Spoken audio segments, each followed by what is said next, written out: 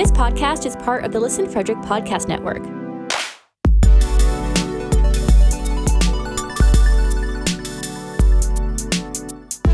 To learn more, visit listenfrederick.com. The Fedora Files. Hello and welcome to the Fedora Files. I am Gregory Fedora and we got a great show.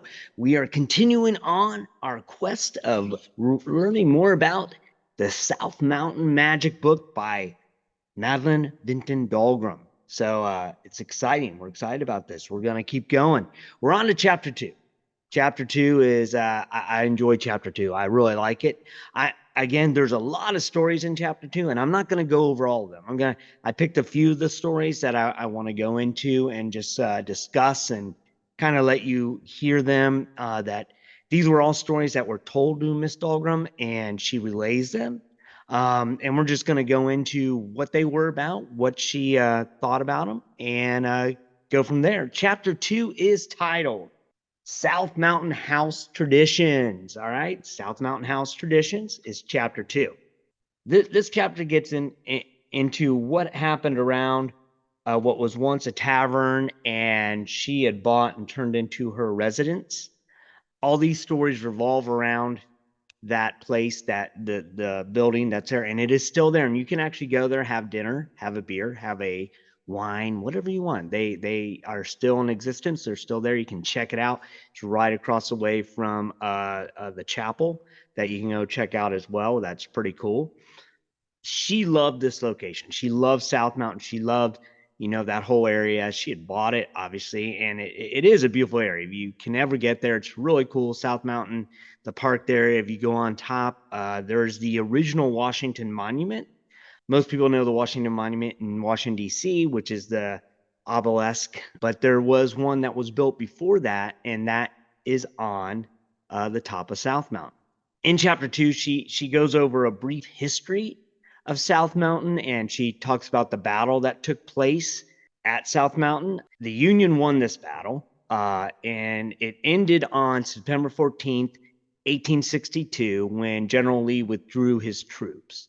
Now, there's not a lot of people don't know about this battle, but over 5,000 men died in the battle, which this has led to a lot of ghost stories, a lot of apparitions that people have seen over the years that claim to see men in Civil War attire on South Mountain and around the area. They say they see men marching or behind trees or under rocks, and there you can find, like, when you go up on South Mountain, you see these like walls, like, were basically just rock piles that the men fought behind, and people claim to see people crouching behind them, and then when they walk over to it, they're gone, which is pretty interesting.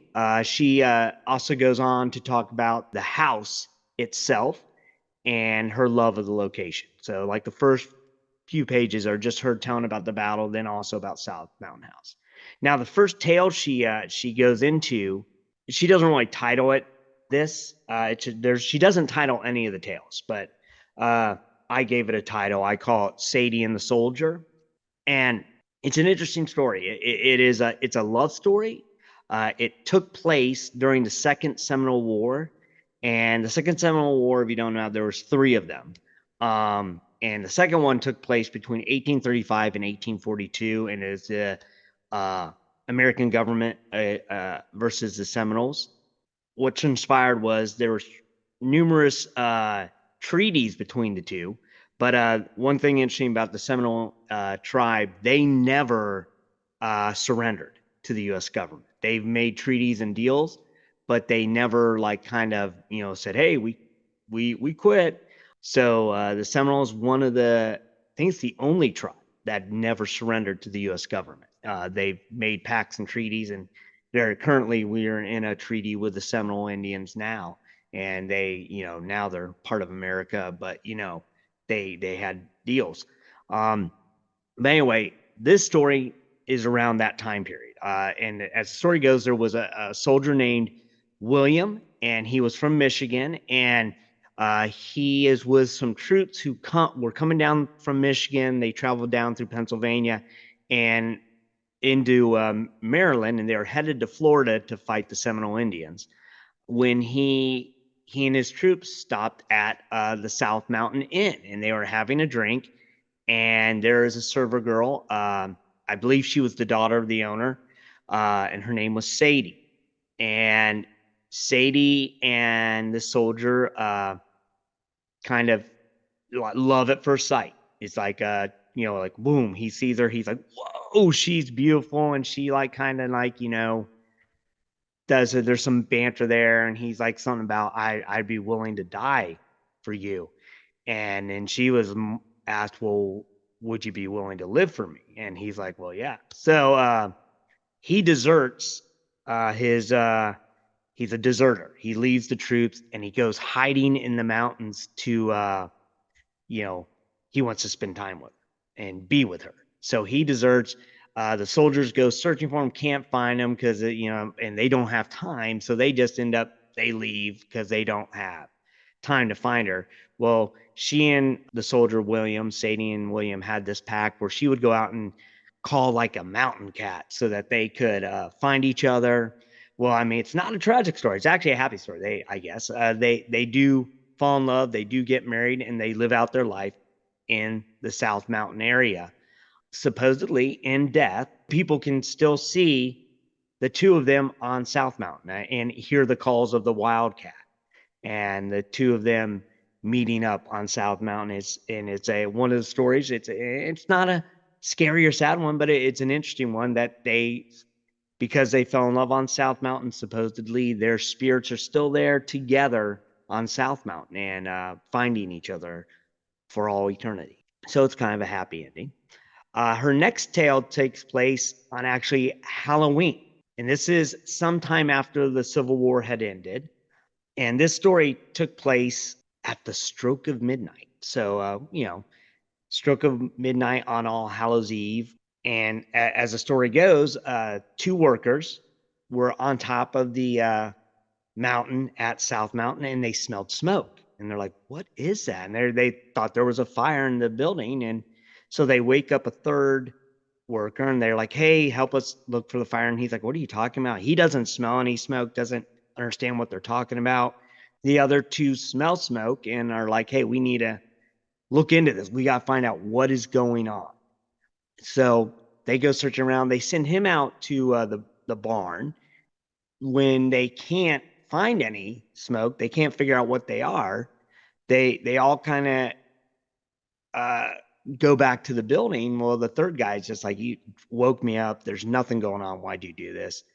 And the two other guys are still awake, kind of concerned, like, well, we did smell smoke. The barn's not on fire. The house is, the inn isn't on fire. But something was. But then they proceed to see these apparitions of soldiers fighting. And they come to the conclusion that the smell of smoke they were smelling was actually that of the cannon fire and the gunfire from the Battle of South Mountain. And so that's one of the stories. And interestingly, many folks who have visited South Mountain or camped there while traveling the Appalachian Trail have had similar experiences. It's a common occurrence that people claim that they've dealt with. They smell a smoke, or they hear gunfire, cannon fire. They see men in period out uniforms running in the woods. And so this is a common apparition or apparitions that people claim to have seen on South Mountain. Again, she's just relaying these. She doesn't claim to have had that experience, at least in chapter 2. As we go on, we might find out she does have some experiences, but she's right now just relaying some of the stories people have told her about her establishment, where her home, like that they've seen. And these are all people who have visited or used to live. Actually, the story of William and Sadie was told to her supposedly by someone who was in the troop with William. And the story of the two workers, I believe it was one of the workers, tells her the story. The next story that she has, it's a short one, and it's a guest who stayed at the inn, and the person was staying what is known as the Red Room. So the different rooms, that the inn painted the rooms different colors, and this person was staying in the red room, and she noticed a bright light outside her window. And it was late at night, and she assumed it was the northern lights.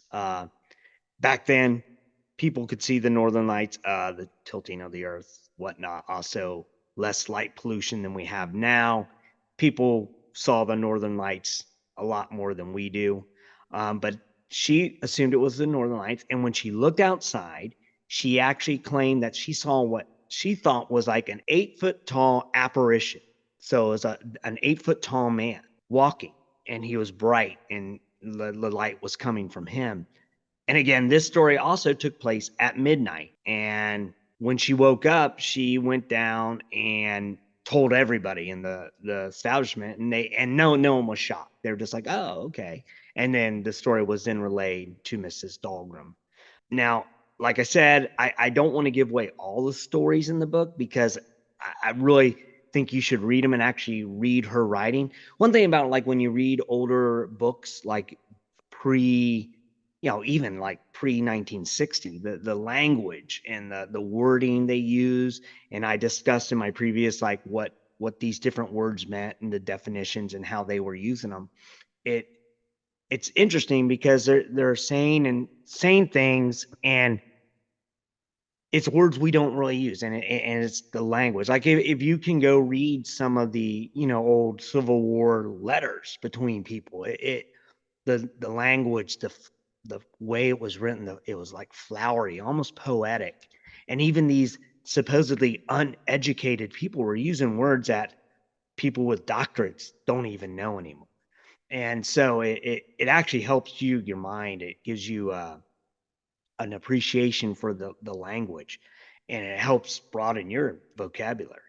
And like I said, I don't want to tell all the tales, because I want you to read them, because Miss Dahlgren does a great job of narrating these stories and bringing them to life.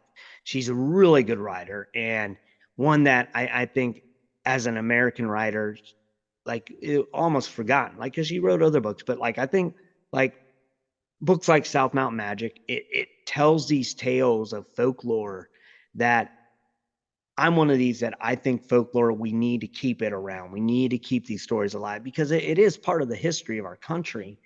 And over in Europe and over other parts of the world, these stories are still passed down. People tell these tales, these ghost stories, these stories of monsters, these stories of things that happen. And I think it helps us to have an identity, as Americans, as a society. It's part of our culture that we are kind of forgetting and letting go. And I don't think we should be doing that. And that's why I wanted to dive into this book. It's one of these books that very few people know. Like, if you live in Maryland, you may know it. If you're into ghost stories, if you're into like Snallygas stories, Dueo and the Wizard of South Mountain, if you know these things, you kind of know who Madeline Dahlgren is. But it's a missed opportunity if we don't read these things and find them. These stories, she claims that each of these stories that she got was dictated to her, and she was just simply writing them down, and to share for posterity, for future generations to find. And that's why I think a book like this needs to be uh, preserved and shared. That's why I'm doing this. For me, it's interesting, and I hope you guys are finding interesting these stories and this book. And like, I really hope you go. Like, it's on Amazon. You can get it. You can get it on Kindle. But it's one of these books I think everybody should read. It should add to your collection, just because it is very interesting.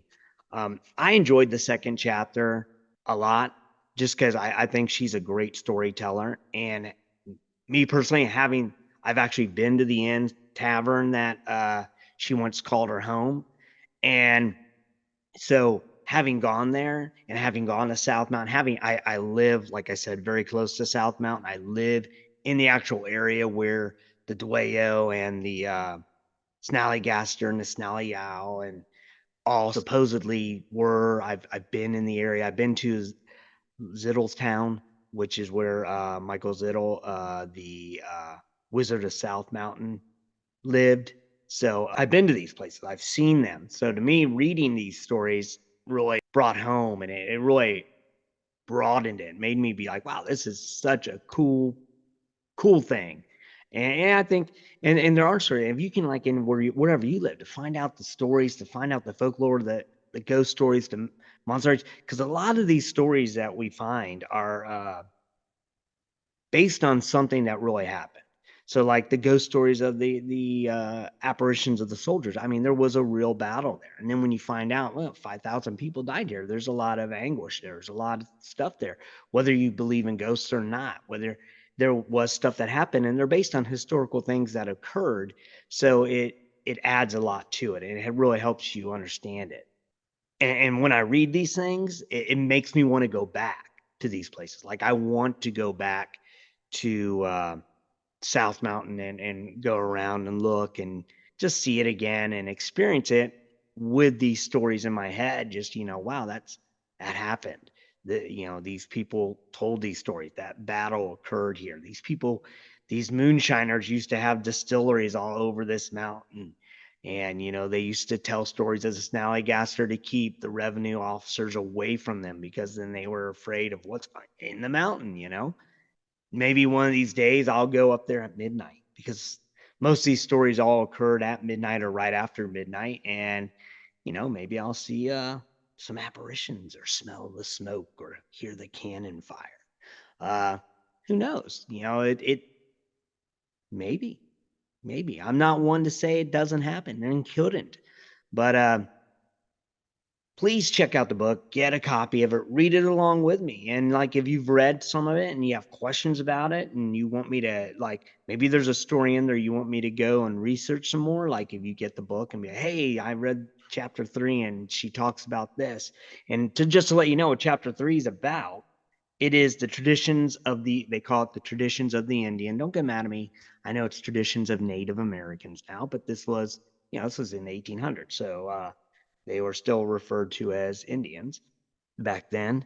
So that's her next one. These are all stories of what the Native American culture of this area said about the area. And there are some fascinating stories and traditions that they held to that are around South Mountain and the Middletown Valley.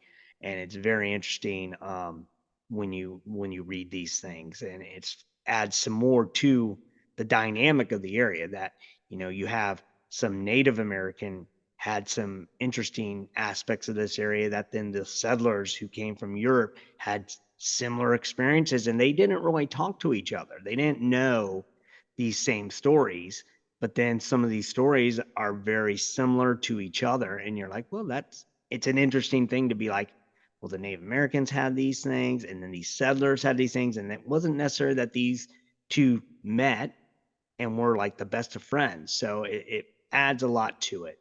Again, thank you for stopping by. If you've checked me out on YouTube, that'd be great. If you're listening to me on Spotify or wherever, please go to the YouTube channel. It's youtube.com/@the Fedora Files. If you're checking me out on YouTube, please go check out my Spotify, my other accounts, as well as my Instagram and my Facebook page. And I will have all of those links below. You can check them out.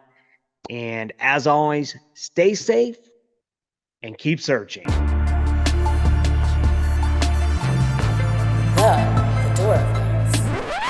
Check out fedoracrt.com today.